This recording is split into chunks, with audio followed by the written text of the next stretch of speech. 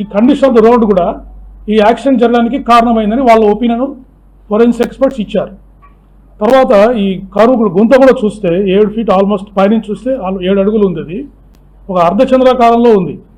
అంటే వన్స్ మనిషి పడిపోయిన తర్వాత ఆ మోటార్ సైకిల్ అర్ధచంద్రాకారంలో ఇలా ట్రావెల్ చేసి ఎగిరెళ్ళి వారి మీద పడడానికి అవకాశం ఉంది అని వారు ఒపీనియన్ ఇచ్చారు.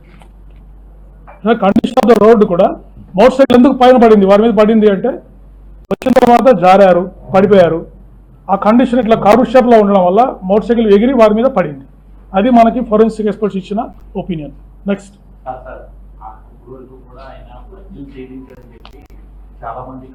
అది వస్తుంది, నెక్స్ట్ వస్తుంది. తర్వాత కంప్లీట్ అయిన తర్వాత మీ డౌట్స్ అన్ని క్లారిఫై చేస్తారండి. డిసీజ్ ఒకటి అబ్జర్వ్ చేసింది ఏంటంటే approximate speed of the vehicle వచ్చేసి 70 km/h at the time of incident.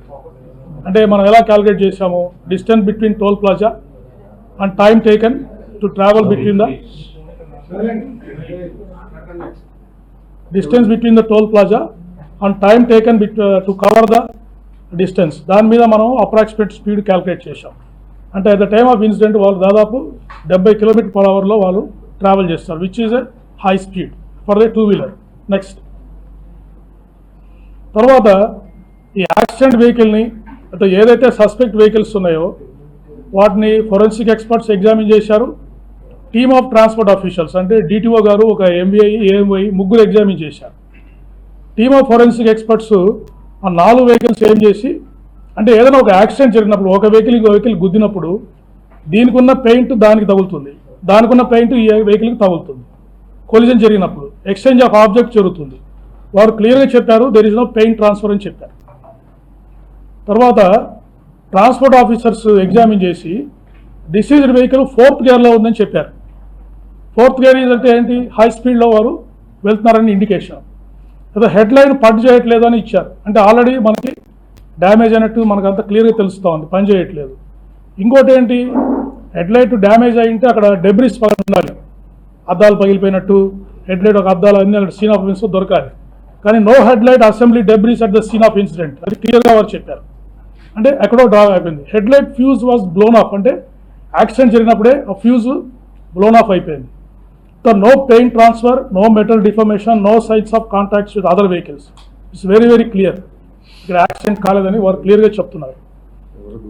తర్వాత examination of suspected vehicles indicated no evidence found for collision are impact with incident vehicle. ఎక్కడ పెయింట్ ట్రాన్స్ఫర్ కానీ డెంట్స్ కానీ అటువంటి ఏమీ దొరకలేదు అని వారు రిపోర్ట్ ఇచ్చారు. నెక్స్ట్ టెక్నికల్ డేటా అనాలిసిస్, ఇందాక మీకు చెప్పాను ఈ సిడిఆర్, వారి సెల్ ఫోన్స్, ఐపీడిఆర్ అనాలిసిస్ అంతా చేశాము. వారు 6 మందితో మాట్లాడారు డ్యూరింగ్ జర్నీ. 6 మంది కూడా వారి ఫ్యామిలీ మెంబర్స్, వారి ఫ్రెండ్స్, ఇంకొక పాస్టర్స్ కొంతమందితో మాట్లాడారు. ఏం కూడా అంత క్యాజువల్ టాకే ఉంది. వారి వైఫ్ 2 సార్లు ఫోన్ చేశారు, ఒకసారి ఎత్తలేదు, ఇంకోసారి ఫోన్ చేస్తే నేను విజయవాడ, వీరే ఫోన్ చేసి చెప్పారు వైఫ్కి నేను విజయవాడ దాటుతున్నా అని పొడిపొడిగా చెప్పి దాటేశారు, వెళ్ళిపోయారు.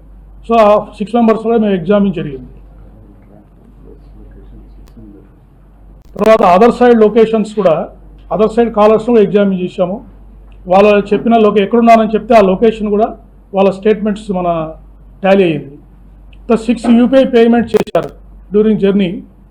4 యూపీఐ పేమెంట్స్ సీసీటీవీ ఫుటేజెస్తో టాలీ అయినాయి. అంటే వారు వైన్ షాప్కి వెళ్ళారు, కొన్ని షాపులకు వెళ్ళారు, ఆ 4 యూపీఐ పెట్రోల్ బంక్ కూడా వెళ్ళారు, అవన్నీ మనకు టాలీ అయినాయి. సెల్ ఫోన్ టవర్ లొకేషన్స్ అంటే వారు హైదరాబాద్ నుంచి రాజమండ్రి వరకు కంటిన్యూస్గా ట్రాక్ ఉంది.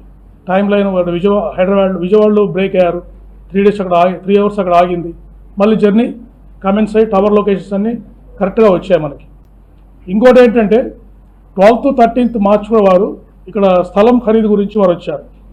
అప్పుడు కూడా 2 యూపీఐ పేమెంట్ చేశారు సుధా వాయిన్స్ అని లాలాచరంలో, అది కూడా వెరిఫై చేశాం. కాబట్టి ఇవన్నీ కన్ఫర్మ్స్ దట్ ఈ డేటా అంతా వారి మన ఎవిడెన్స్ ఏదైతే గ్యాదర్ చేశామో సీసీటీవీ ఫుటేజ్ లేదా విట్నెస్ చెప్పిన దానికి ఈ టెక్నికల్ డేటా కూడా మనకు మ్యాచ్ అయింది. Next post mortem examination by the team of doctors. మీకు అందరికీ తెలుసు post mortem was conducted by team of doctors under videography. Then viscera and object analysis FSL విజయవాడలో చేశాము. ఈ ఎఫ్ఎస్ఎల్ రిపోర్ట్స్ మనకి ఇంపార్టెంట్గా కంక్లూడ్ చేస్తుంది. Ethyl alcohol is found in items piece of stomach, small intestine, liver, kidney and spleen. అంటే వారు బాడీలో liquor ఉంది, ఇథైల్ ఆల్కహాల్ ఉందని చెప్పేసి మనకి ఎఫ్ఎస్ఎల్ రిపోర్టు క్లియర్ కట్గా వచ్చింది. Next, the final opinion of the doctors for cause of death is due to head injury and multiple injuries due to consumption of alcohol అని వారు క్లియర్ కట్గా ఇచ్చారు. And there is a possibility that the injuries mention in the autopsy were sustain due to road accident. A injuries అయితే వారికి అయ్యాయో అవి road accident వల్ల జరగడానికి పాసిబిలిటీ ఉందని వారు క్లియర్గా మనం అడిగిన క్లారిఫికేషన్కి వాళ్ళు రిప్లై ఇచ్చారు. టైమ్ ఆఫ్ డెత్ కూడా 24 to 48 hours prior to the post mortem అని చెప్పేశారు. సో ఇంజరీస్ మీరు అబ్జర్వ్ చేసినట్టయితే వారికి రాపుడు గాయాలు ఉన్నాయి చేతుల మీద, ఈ ప్రాంతంలో. అంటే ఇన్సిడెంట్ జరిగినప్పుడు వారు జారుతూ వెళ్ళిపోయారు, జారినప్పుడు బాడీ మీద స్లైడింగ్ ఇంజరీస్ అయ్యాయి. తర్వాత వెళ్ళి మూవింగ్ ఆబ్జెక్ట్, అంటే వారి బాడీ మూవ్ అవుతూ ఉంది, ఒక స్టేషనరీ ఆబ్జెక్ట్కి హెడ్ వెళ్ళి రైట్ సైడ్ తగిలింది. దానివల్ల ఇన్స్టెంట్ డెత్ అయ్యిండొచ్చు అని వారు డాక్టర్ గారు మనకు చెప్పడం జరిగింది. That indicates a clear cut road accident injuries. Next, so ఫైనల్గా ఈ సమ్మరీ అంతా, ఈ technical analysis, physical evidence, oral evidence, CCTV footages అన్నీ మనకు ఇన్వెస్టిగేషన్ ఏం డిస్క్లోజ్ చేసిందంటే, శ్రీ ప్రవీణ్ కుమార్ పగడాల died due to injuries sustained in the self-road accident under the influence of ethyl alcohol consumption.